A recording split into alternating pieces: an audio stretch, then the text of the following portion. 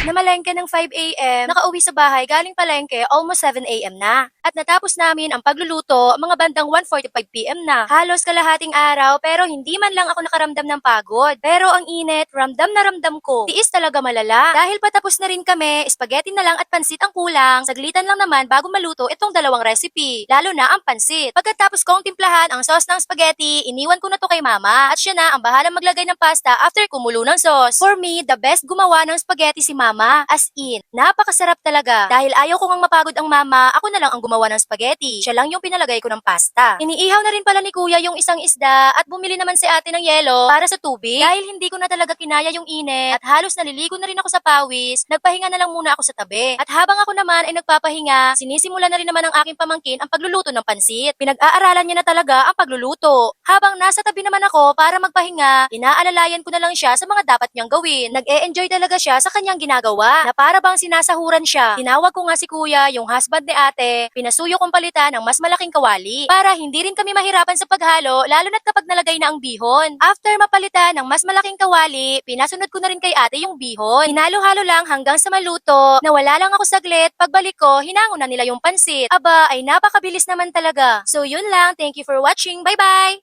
Mwah!